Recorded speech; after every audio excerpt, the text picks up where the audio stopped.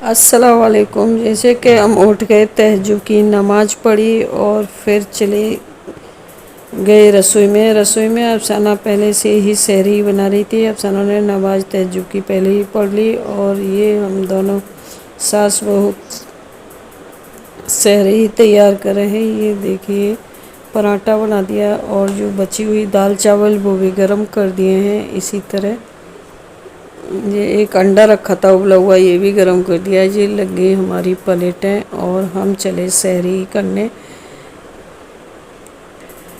ये हम सहरी ही कर रहे हैं दोनों बैठकर। यहाँ से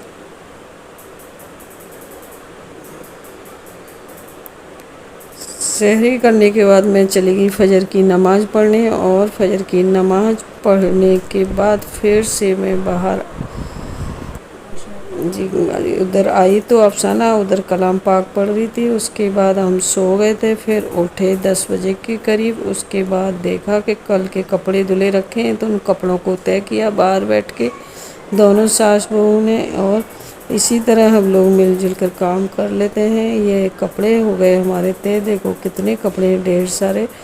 फिर लगाया मैंने पौधों में पानी। ये मेरे छत पर पौधे लगे हुए हैं घर के सामने। ये देखिए ये एलोवेरा, सदाबहार, गिलोय, ये पालक है। पालक के बीज आ रहे हैं, हमको बीज होने के लिए छोड़ दिया है। और ये बिट्टू, अब होली के टाइम पर छोटे बच्चों को खिलौने चाहिए। बिट्टू को पिचकारी चाहिए थी तो उसके पापा ने उसको ला के दी और अफसाना ने इसको दिया तो बहुत खुश हुआ। जल्दी से खोला और खोलते ही बोला इसमें जल्दी पानी भर के दो मुझे और मुझे खेलना है। ये देखिए ये पानी भर के अफसाना दे दी। फिर ये इसने अपना खेलना शुरू कर दिया और फिर मैं चली गई नहाने। नहा के मैं आई बाहर। मैंने अपनी जान नमाज हिजाब सब धो दिए, क्यों नमाज पढ़ने में इस्तेमाल होते हैं तो इनका भी धोना बहुत ज़रूरी होता है। इसके बाद ये बाहर मैं पेड़ पौधों को देख रही थी। फिर अंदर आई। क्या तो खा रहे हो? वाटरमेलन का जूस पी रहा हूँ। किसका जूस? मैं वाटरमेलन का जूस। वाटरमेलन का जूस? अच्छा, किसने बनाया? मेरी मम्मी पे। अच्छा, बिट्टू को नहीं बनाना आता? नहीं। अच्छा, सीख लो आप। मुझे ब्लू वाला मिस्टी बनाना आएगा अंकल, तब बनाऊंगा। अच्छा। और इधर देखो तो अफसाना भी रसोई की सफाई कर रही थी और उसने अपने बर्तन धोना रसोई साफ़ करने में। तो मैं आ गई इधर जोहर की नमाज़ पढ़ने। और जोहर की नमाज़ के बाद फिर हम दोनों रसोई में यानी अफसाना और मैं हम बना रहे हैं एक बैटर सूजी का, जो हमको अफ्तारी में बनाना है। इसको हम घोल कर सूजी में दही डालकर घोल कर रख देते हैं।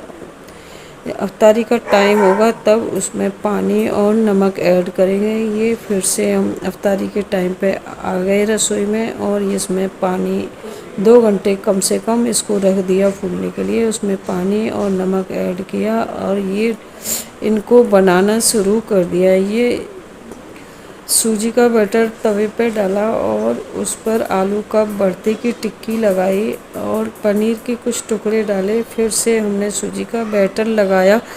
इसी तरह ये बन गए, अप्पे के तरह बन गए। इनको भरमा अप्पे कह सकते हैं या फिर सूजी का नाश्ता कह सकते हैं। ये हो रहा है हमारा सूजी का नाश्ता तैयार, क्योंकि हमको ये खाने हैं अफ्तारी में। ये देखिए ये हो गए तैयार